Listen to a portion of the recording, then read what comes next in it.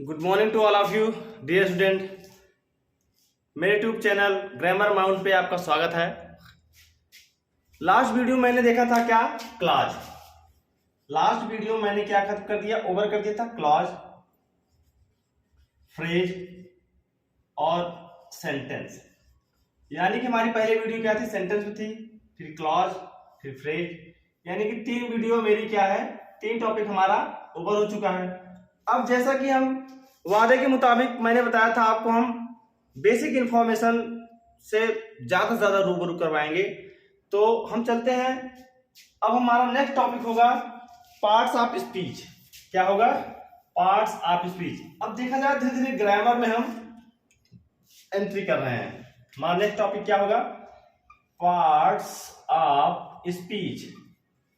हाँ, parts of speech पढ़ाने से पहले हम आपको बता दें, क्योंकि अभी मैंने अपनी वीडियो को रिवाइज करके देखा तो उसमें मुझे एक एरर मिली। उसके लिए मैं क्षमा प्रार्थी हूं। मैं लिखने में गलती किया हूं, ना कि मैंने उसको वर्ड गलत बोले हैं। वर्ड मैंने सही बोले हैं, लेकिन मैंने लिखने में गलती कर दी। बार बार गलती हुई मुझसे वो। मैंने ग्रुप ऑफ वर्ड लिखा है। क्या लिखा है? लास्ट वीडियो में ग्रुप ऑफ वर्ड, जो कि ग्रुप ऑफ वर्ड्स होते हैं। इसको आप ध्यान दीजिए, सुधार लीजिएगा। ये मुझसे गलती हुई है, इस चीज को मैं एक्सेप्ट करता हूं और कोशिश करूंगा कि नेक्स्ट टाइम ये ना हो। आइए हम चलते हैं, अपने टॉपिक देखते हैं, पार्ट्स ऑफ स्पीच। अब पार्ट्स ऑफ स्पीच देखने के बाद आपके मन में आया होगा कि गुरु जी अब चल रहे हैं पढ़ाने क्या, नाउन। क्या पढ़ाएंगे? नाउन। क्या पढ़ाएंगे? नाउन पढ़ाएंगे, है ना। उसके बाद क्या पढ़ाएंगे? प्रोनाउन। क्या पढ़ाएंगे? प्रोनाउन। वैसे पार्ट्स ऑफ स्पीच कितनी होती हैं? टोटल 8 होती हैं। कितनी होती हैं? टोटल 8 होती हैं। Noun, pronoun, adjective, adverb, preposition, conjunction,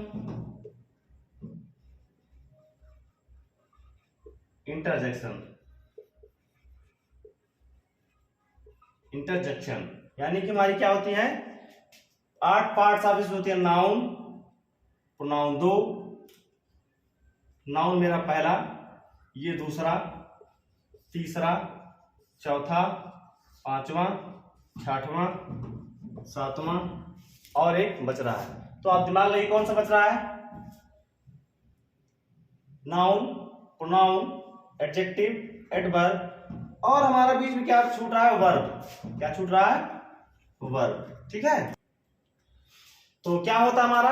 noun पहला नंबर, दूसरा प्रोनाउन, तीसरा adjective, adverb, preposition, conjunction, interjection, और क्या बच रहा था? मेरा वर्ब बच रहा था। ठीक है। यानी कि पार्ट्स ऑफ स्पीच कितनी होती हैं? हमारी 8 होती हैं। ठीक। अब इसको ऐसे राउंड में लिखने का हमारा क्या मतलब है? हमारा ध्येय उद्देश्य ये है कि अब हम आपको बताने वाले हैं कि नाउन का प्रोनाउन से क्या रिलेशन है, नाउन का एडजेक्टिव से क्या रिलेशन है, एडवर्ब का किससे किससे रिलेशन है, प्रीपोजिशन किसके लिए आते हैं, कंजंक्शन कहाँ यूज होता है, इंटरजेक्शन कहाँ यूज होता है, वर्ब क्या चीज होती है। यानी कि सबकी अगर देखा जाए तो हम प्रॉपर्टी बताने वाले हैं, किनके पास कौन सी प्रॉपर्टी है और कौन क्या क्या काम करते हैं, एक सेंटेंस में उनका क्या क्या रोल होता है। यानी कि अगर देखा जाए, जो लास्ट टाइम सेंटेंस पढ़ाए हैं, एक सेंटेंस में यही सारी चीजें होती हैं। मैंने कहा था ना, अगर आपको 4 से 5 चीजें, पार्ट्स ऑफ स्पीच में 4 से 5 चीजें अगर आपकी क्लियर हैं तो आपकी एरर बहुत आसानी से सॉल्व हो सकती है। इसी पार्ट्स ऑफ स्पीच के जरिए हम बहुत कुछ सॉल्व करते हैं और एरर में हमें फंसने के चांसेस बहुत कम होते हैं। यानी कि अगर आपके एग्जाम में 5 एरर आई है तो मे भी पॉसिबिलिटी है आप 4 या 3 4 तो करके ही आएंगे। यानी कि 80% 90% आपकी पॉसिबिलिटी होगी कि आपके 4 सही होंगे। ठीक। तो हम देखते हैं नाउन का प्रोनाउन से क्या संबंध है। नाउन का प्रोनाउन से क्या संबंध है? अब जैसा कि हम जानते हैं, नाउन की डिफिनेशन क्या होती है? नाउन की डिफिनेशन क्या होती है? Noun is the name of person, place, animal और थिंग्स इज कॉल्ड नाउन। क्या कहते हैं? Is called noun. यानी कि हमारा क्या, कोई पर्सन का नाम हो, कोई प्लेस का नाम हो, कोई एनिमल का नाम हो, कि थिंग्स का नाम हो, हमारा क्या हो जाएगा? नाउन हो जाएगा। ये डेफिनेशन हमें बहुत पहले से कक्षा 3, 4, 5, 6 यानी कि हम जब प्री स्टेज में थे तभी से हमको ये डेफिनेशन रटाई जा रही है, हमें इस डेफिनेशन के बारे में बताया जा रहा है। ठीक है, तो अब हम इस डेफिनेशन को देखने के बाद देखते हैं कि नाउन क्या होते हैं। नाउन किसी पर्सन, प्लेस और थिंग का नाम होता है, उसे हम क्या कहते हैं? नाउन कहते हैं। अब नाउन का प्रोनाउन से क्या संबंध है? अब भाई बात आई प्रोनाउन क्यों आया। ठीक है, हमारे पार्ट्स ऑफ स्पीच प्रोनाउन की क्या आवश्यकता पड़ गई कि हमें प्रोनाउन का यूज करना पड़ा।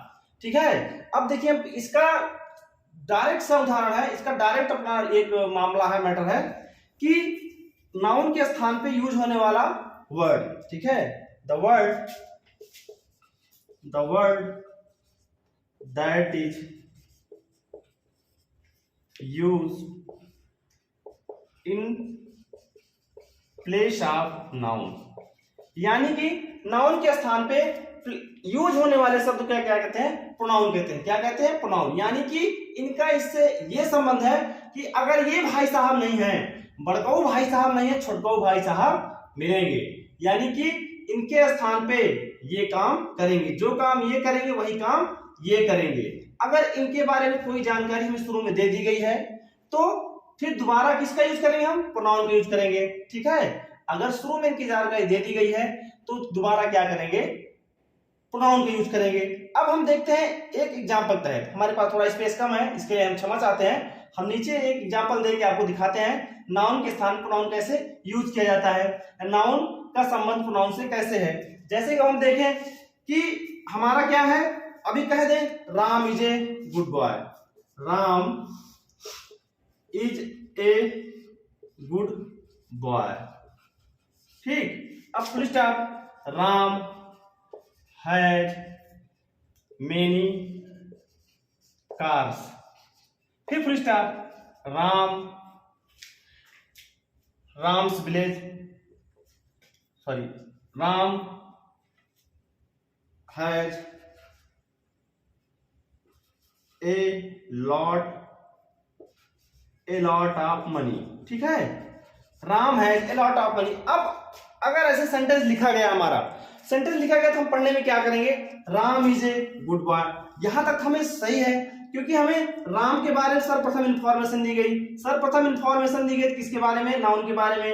अब फिर दोबारा हम नाउन का यूज कर रहे हैं, फिर दोबारा हम तीसरी बार नाउन का यूज कर रहे हैं। तो इसी रिपीटेशन से बचने के लिए, ठीक है, इसी रिपीटेशन के बार बार किसी नाउन का यूज करने से बचने के लिए हमें क्या यूज करना पड़ता है? प्रोनाउन यूज करना पड़ता है। अब किसी का प्रोनाउन क्या होता है? जैसे अब कोई मेल है उसका प्रोनाउन क्या होता है? ही होता है। कोई फीमेल है उसका प्रोनाउन सी होता है। कोई नॉन लिविंग थिंग है उसका प्रोनाउन क्या होता है? इट होता है। ठीक है, तो ही सी इट होता है, हमारा ये क्या होता है? प्रोनाउन होता है। क्या होता है? प्रोनाउन होता है। तो अब हम इनके ये राम महोदय के, राम सर को एक बार बता दिया गया है, उसके बाद दोबारा क्या करेंगे? हम इनका प्रोनाउन यूज करेंगे। इनका प्रोनाउन यूज करके, ये राम क्या है? मेल है, राम के स्थान पे हम क्या लगाएंगे? ही लगाएंगे। तो अब हमारा क्या कॉन्सेप्ट कहता है कि नाउन के स्थान पे क्या यूज कर सकते हैं? प्रोनाउन। क्या यूज कर सकते हैं? प्रोनाउन। ठीक, अब यहाँ क्या यूज करेंगे? हम ही कर देंगे, ही हैज मेनी कार्स। ठीक है, उसके बाद फिर यहाँ पर अब राम के स्थान क्या यूज करेंगे? ही यूज कर देंगे। अब चाहे राम के लिए चाहे जितनी बार जानकारी देनी हो आप ही यूज करोगे। राम के बारे में आपको चाहे जितनी बार जानकारी देनी होगी, किसका यूज करेंगे? ही का ही यूज करेंगे। क्यों? क्योंकि राम का प्रोनाउन क्या है? राम मेल है, यानी कि पुरुष है, पुरुष के लिए क्या यूज होता है? ही यूज होता है। जैसा कि हम ये जानते आए हैं, बहुत पहले से ही जानते आए हैं, और ये हमारा बहुत बेसिक कॉन्सेप्ट भी है। अब बात आती है नाउन का एडजेक्टिव से क्या संबंध है। ठीक है, अब इसी कॉन्सेप्ट में देख लेते हैं नाउन का एडजेक्टिव से क्या संबंध है। नाउन का एडजेक्टिव से क्या संबंध है? अब नाउन का एडजेक्टिव से वही संबंध है, क्या बताते हैं? ये नाउन के बारे में क्या बताएंगे? नाउन की क्या बताएंगे? गुड बताएंगे। ठीक है, द्वेष बताएंगे, यानी कि इनकी गुड क्वालिटी, यानी कि क्वालिटी बताएंगे। ठीक है, बैड चीजों के बारे में बताएंगे, यानी कि क्या करेंगे? इनको डिफाइन करेंगे। क्या करेंगे? किसको? नाउन को क्या करेंगे? डिफाइन करेंगे। नाउन के बारे में कुछ ना कुछ बताएगा ये। ठीक है, जो नाउन है उसके बारे में कुछ ना कुछ ये बताएगा। क्या बताएगा? जैसे कि राम यहाँ क्या है? राम क्या है? एक अच्छा लड़का है। बॉय हमारा क्या है? नाउन है। नाउन क्या है हमारा? कॉमन नाउन है बॉय। तो राम कैसा है? गुड है। गुड क्या हो जाएगा हमारा यहाँ पर? एडजेक्टिव हो जाएगा। क्या हो जाएगा? एडजेक्टिव हो जाएगा। जैसे मैंने आपको बताया था फंक्शनल ग्रामर होते हैं, ये फंक्शनल ग्रामर ही है। यहाँ गुड हमारा क्या हो जाएगा? एडजेक्टिव हो जाएगा। क्या हो जाएगा? एडजेक्टिव हो जाएगा। इतनी बात समझ आई? यानी कि नाउन किससे किसका किसका संबंध हुआ? नाउन का प्रोनाउन से, नाउन का एडजेक्टिव से। नाउन के स्थान में प्रोनाउन आएगा और एडजेक्टिव किसके लिए आते हैं? हमेशा नाउन के लिए आते हैं। ठीक है, इतनी बात समझ आ गई। अब बात आती है एडवर्ब की। एडवर्ब महोदय क्या करते हैं? ये एक्सेप्ट नाउन, प्रोनाउन और इंटरजेक्शन, इनको छोड़कर ये एडजेक्टिव, प्रीपोजिशन, वर्ब, ये खुद अपने आप को, ठीक है, इटसेल्फ खुद को क्या करते हैं? मॉडिफाई करते हैं। ठीक है, अब जैसे यहां पर हमने लिखा है कि Ram is a good boy. मैंने क्या लिखा है? Ram is a good boy. ठीक, तो अब यही लिखते हम Ram is a good boy के स्थान पर लिख दें Ram is a very good boy. Ram is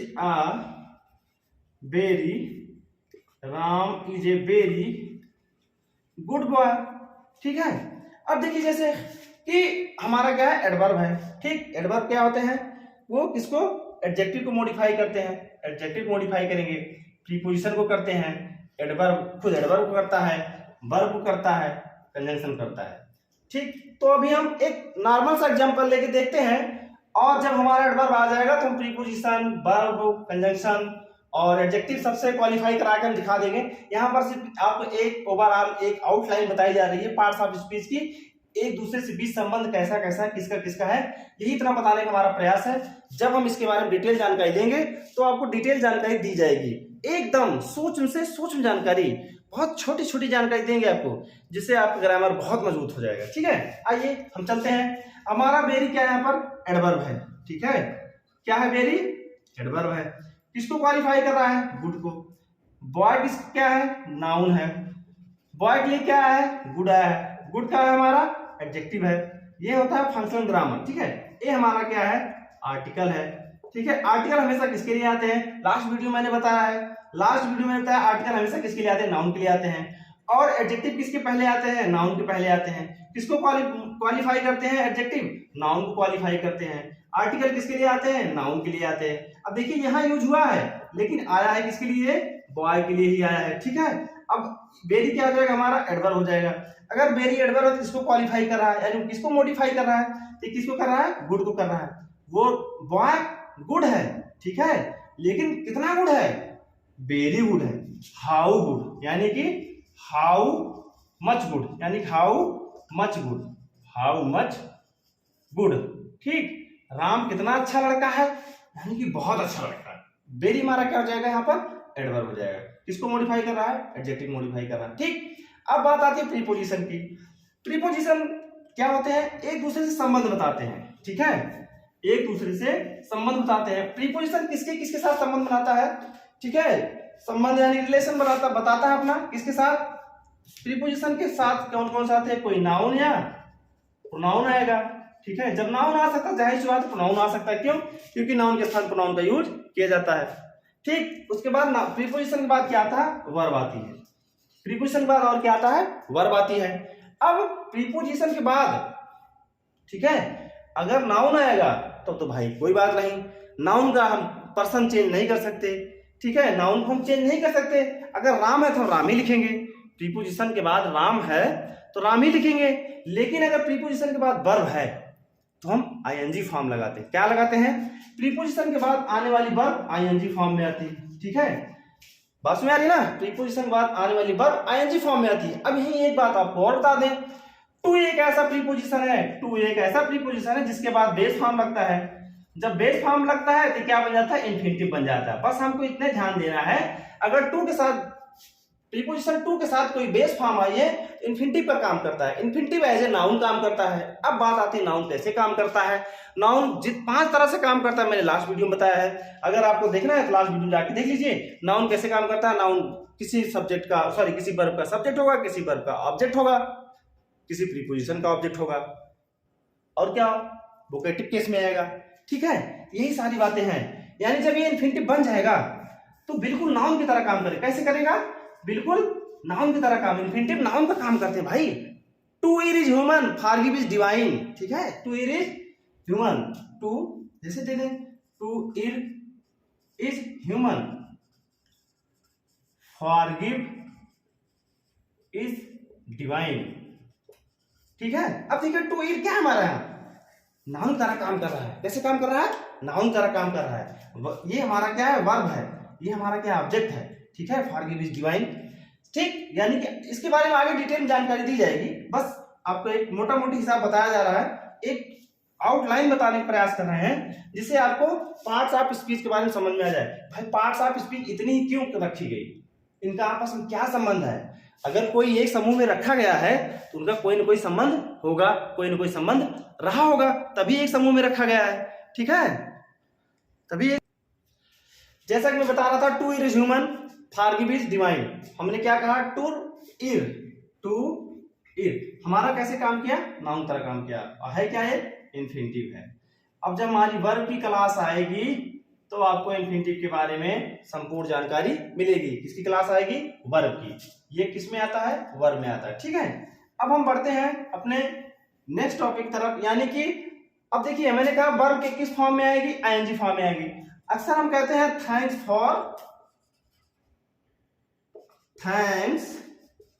for, बताओ कम कहेंगे कि कमिंग? कम हमारा क्या है? वर्ब है। थैंक्स फॉर कम कहेंगे, थैंक्स फॉर कमिंग कहेंगे? बताइए, थैंक्स फॉर कम कहते हैं, थैंक्स फॉर कमिंग कहते हैं? थैंक्स फॉर कमिंग कहते हैं। यानी कि देखिए वर्ब है, प्रीपोजिशन, प्रीपोजिशन क्या हमारा? फॉर है। फॉर के बाद क्या आई है? कम, वर्ब आई है। तो हम कम को कम ना लिखकर आईएनजी लिख देते हैं। क्या लिख देते हैं? आईएनजी लिख देते हैं। थैंक्स फॉर कमिंग, आने के लिए आपका सादर धन्यवाद। ठीक है, बात समझ में आ रही बच्चों मेरे प्यारे स्टूडेंट? अब चलते हैं हम कंजंक्शन में। ठीक है, कंजंक्शन क्या करता है? ठीक, एक ये आउटलाइन है। अभी जब हमारी पार्ट्स ऑफ स्पीच, इसके बाद नेक्स्ट टॉपिक हमारा पार्ट्स ऑफ स्पीच नाउन ही होगा।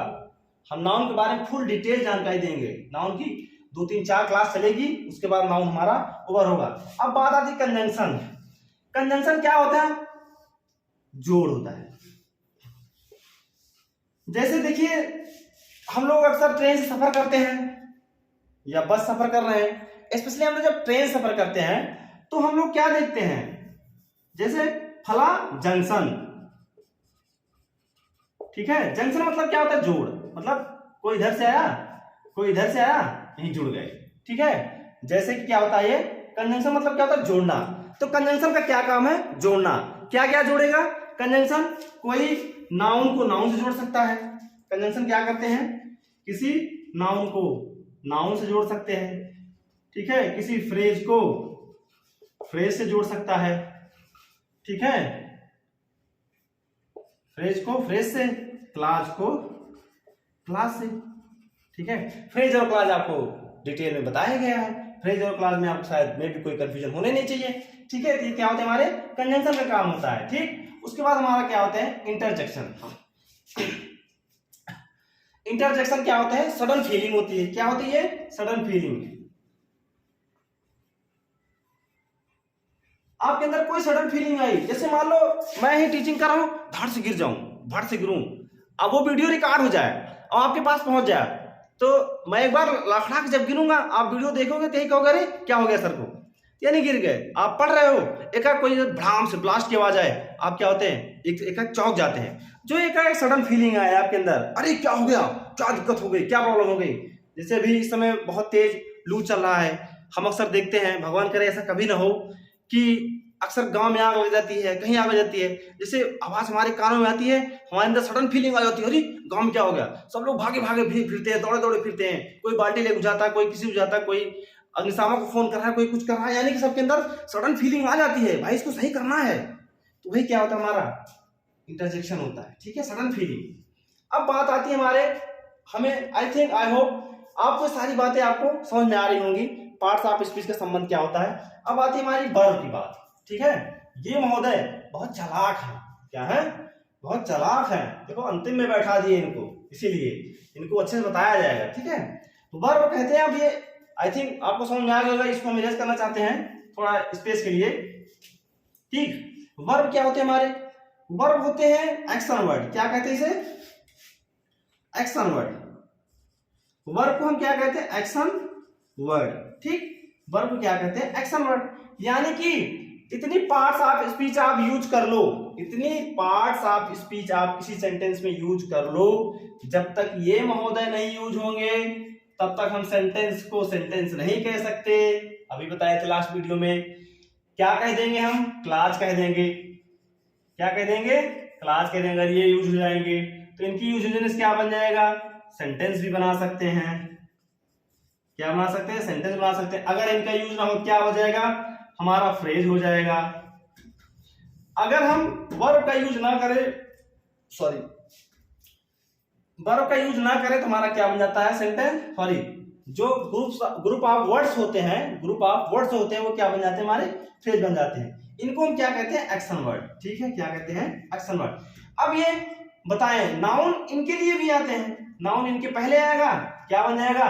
सब्जेक्ट बन जाएगा। क्या बन जाएगा?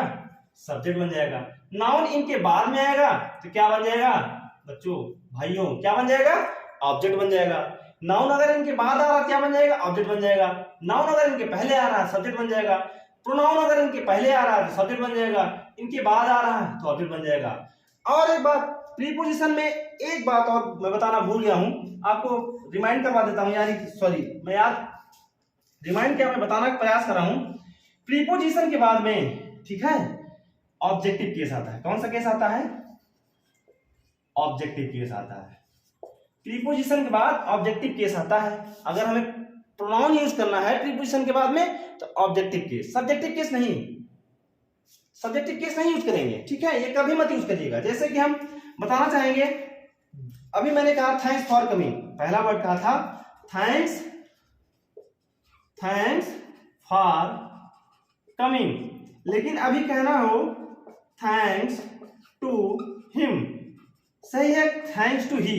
बताइए आप लोग जरा एक बार सोचिए, क्या सही लग रहा है या क्या सही होता है हमारे रूल के अकॉर्डिंग? हमें लगने से कोई मतलब नहीं, हमारा रूल जो कहेगा वही मानेंगे हम। हमारा क्या कह रहा है? प्रीपोजिशन के बाद क्या आता है? ऑब्जेक्टिव केस आता है। ही का ऑब्जेक्टिव केस क्या होता है? ही का ऑब्जेक्टिव केस हिम होता है। यानी प्रीपोजिशन के बाद अगर किसी नाउन या प्रोनाउन का केस आ रहा है तो सब्जेक्टिव केस ना आके ऑब्जेक्टिव केस आएगा। क्या कौन सा केस आएगा? ऑब्जेक्टिव केस आएगा। थैंक्स टू हिम, यानी कि हमारा क्या हो जाएगा? थैंक्स टू हिम सही होगा, ना कि थैंक्स टू ही। बात क्लियर हो गई?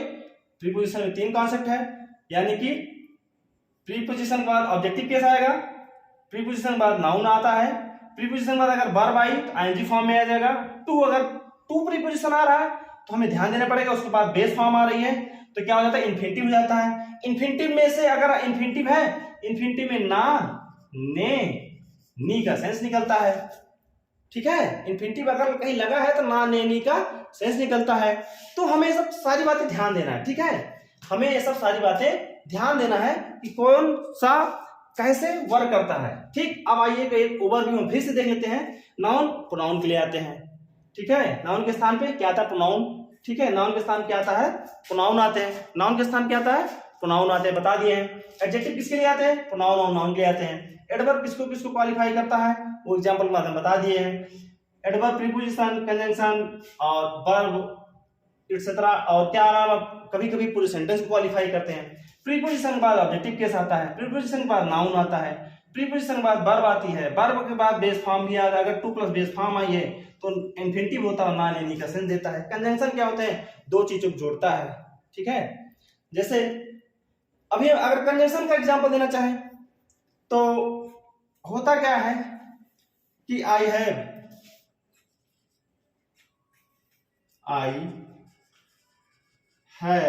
a black cow, I have a white cow। ठीक है, तो हम करते क्या है? दोनों को जोड़ क्या बना देते हैं? I have a black and a white cow. क्या जोड़ बना देते हैं? I have a black and a white cow. ठीक है, यही है, जोड़ने का काम करता है। ठीक, बात समझ आई? जोड़ने का काम करता है, इसे क्या कहें हम, कंजंक्शन कहते हैं। ठीक है, उसके बाद आगे बढ़ते हैं हम। उम्मीद है कि ये बात आपको समझ में आई होगी।